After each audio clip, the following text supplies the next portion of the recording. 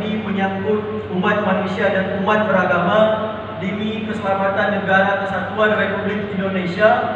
Kami rakyat Aceh, negeri yang bersyariat, menyadari sepenuhnya bahawa negara kesatuan Republik Indonesia terbangun atas dasar perjuangan para syuhada, ulama dan habaib serta pandangan sikap para ulama Aceh untuk bersatu di bawah payung negara kesatuan Republik Indonesia.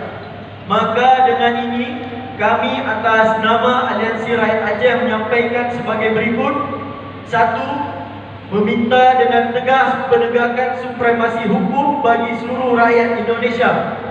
Yang kedua, meminta dan mendesak kepada pemerintah pusat untuk segera membebaskan para ulama dan cucu Rasulullah Habib Muhammad Rizik Syihab tanpa syarat. Yang ketiga, meminta kepada Presiden Republik Indonesia membentuk tim pencari fakta independen untuk mengusut tuntas tragedi terbunuhnya 6 syuhada fi sabilillah. 4. Kami rakyat dan umat Islam Aceh mengingatkan kepada pemerintah pusat, bila poin-poin di atas tidak diindahkan, dikhawatirkan terpecahnya persatuan dan kesatuan negara kesatuan Republik Indonesia.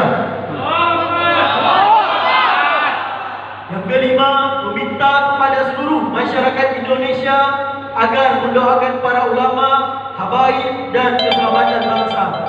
Demikian pernyataan sikap ini diperbuat. Hasbunallah wa ni'mal wakil, ni'mal maula wa ni'man nasir. Banda Aceh, 31 Desember 2020. Takbir!